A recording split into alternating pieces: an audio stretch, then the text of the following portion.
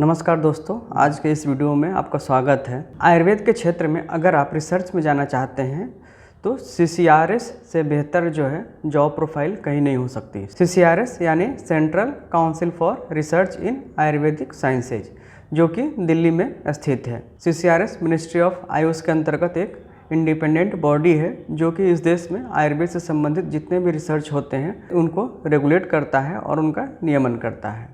समय समय पर कमेंट के माध्यम से या टेलीग्राम के माध्यम से बहुत से बच्चों का सवाल आता है कि आयुर्वेद में कहाँ कहाँ पे वैकेंसी जाती है और मेडिकल ऑफिसर के अलावा और कौन सी जॉब के लिए वो एलिजिबल है, यानी कौन कौन सी जॉब आयुर्वेद के क्षेत्र में कर सकते हैं। तो ऐसे में अगर आप वैज्ञानिक बनना चाहते हैं, रिसर्च के क्षेत्र में जाना चाहते तो इसके लिए आपके पास CCRS से बेहतर विकल्प नहीं हो सकता है। तो आज के इस वीडियो में हम आपको डिटेल में बताएंगे CCRS के बारे में और CCRS में अभी हाल ही में कौन कौन सी नई वैकेंसीज आने वाली हैं और उनका इंटरव्यू डेट क्या है। तो आप इस वीडियो को शुरू से अंत तक ध्यान से देखिए और देश भर में जो CCRS के अलग अलग जो डिविजन्स हैं वहाँ पे हर जगह अलग अलग SRF JRF की पोस्ट निकली हुई है। तो अगर आपने BMS किया है तो वहाँ पे आप अप्लाई करके अपने इस वैज्ञानिक बनने के सपने को आप पूरा कर सकते हैं। तो चलिए देखते हैं हम आज के इस वीडियो में इन सभी बातों को डिटेल में। और अभी तक अगर आप हमारे चैनल पर नए हैं तो अभी इसको सब्सक्राइब कर लीजिए, साथ में लाइक और शेयर जरूर कीजिए, जिससे जिन भी छात्रों का सपना वैज्ञानिक बनने का है उन तक यह जानकारी अवश्य समय से पहुँच जाए। तो चलिए शुरू करते हैं हम आज का यह वीडियो। CCRS यानी central council for research in Ayurvedic sciences. Central Council for Research in Ayurvedic Sciences is an autonomous body of the Ministry of Ayush under Government of India. It is an apex body in India for the formulation, coordination, development and promotion of research on scientific lines in Ayurveda and Suvarikpa system of medicine. तो जो CCRS है ये भारत सरकार का जो आयुष मंत्रालय है उसके अंतर्गत काम करने वाली एक इंडिपेंडेंट संस्था है जो कि जितने भी रिसर्च से संबंधित जो रेगुलेशंस होते हैं उन सारे रूल्स और रेगुलेशंस को बनाती है और कंट्रोल करती है। तो CCRS के देश भर में बहुत सारे अलग अलग संस्थान हैं जो इसके अंडर काम करते हैं और इन सभी केंद्रों पर समय समय पर JRF और SRF की यानी कि जूनियर रिसर्च फेलो और सीनियर रिसर्च फेलो की पोस्ट आती रहती है जो कि संविदा के लिए होती है। उनकी अवधि 6 महीने से लेकर 3 साल तक भी हो सकती है या इससे अधिक भी हो सकती है। तो अभी हाल ही में इन सारे पदों पे काफ़ी ज़्यादा जो है वैकेंसीज निकली हैं। तो चलिए हम एक के बाद एक देखते हैं कि कौन कौन से सीटों पे कहाँ पे वैकेंसी निकली है। तो जो सबसे पहले है वो है सेंट्रल आयुर्वेद रिसर्च इंस्टीट्यूट जो कि असम में स्थित है और असम के कामरूप ज़िले में स्थित है। और यह जो विज्ञापन है 3 मार्च का है और यहाँ पे जो है क्वालिफ़िकेशन इस पोस्ट की है। जो पोस्ट है senior research fellow SRF Ayurveda, total post है 9।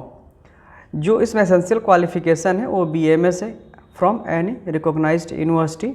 और जो इसमें आपका जो रिम्यूनरेशन है यानी कि जो सैलरी आपकी मिलेगी 35,000 प्लस HRA, जो यानी कि जो उस एरिया में HRA होगा उसके अकॉर्डिंग आपको HRA अलग से मिलेगा।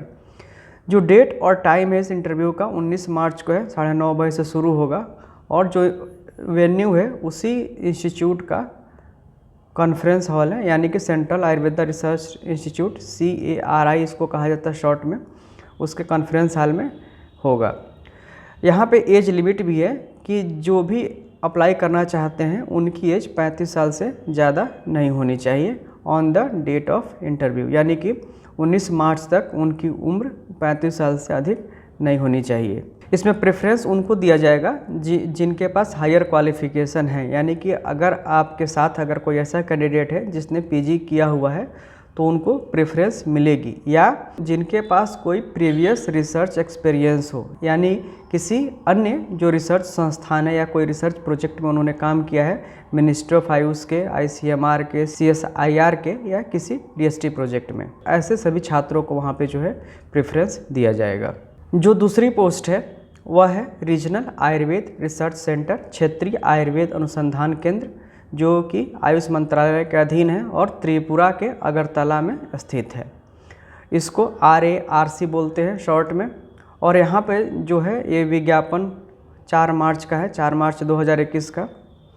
यहाँ पे जो सीट है यह भी SRF इन आयुर्वेद है, सीनियर रिसर्च फेलो, और टोटल जो नंबर ऑफ पोस्ट है वो 5 है। जो प्रोजेक्ट है और काम करना है उनको North east health care programme at various parts of Tripura, यानी कि जो भी आपको इसमें आपको प्रोजेक्ट्स दिए जाएंगे सब त्रिपुरा में ही दिए जाएंगे, त्रिपुरा से संबंधित होंगे।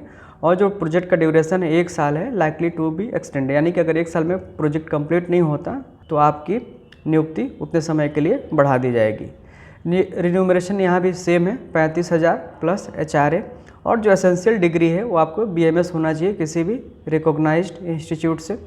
और जो डिजायरेबल है, तो जो पिछली पोस्ट में डिजायरेबल थी सेम यहाँ भी वही है, यानी कि अगर आप PG हैं तो प्रेफरेंस दिया जाएगा, या अगर किसी अन्य रिसर्च प्रोजेक्ट का एक्सपीरियंस आपके पास है ICMR में, CSIR या DST में, तो वहाँ पे आपको प्रेफरेंस दिया जाएगा।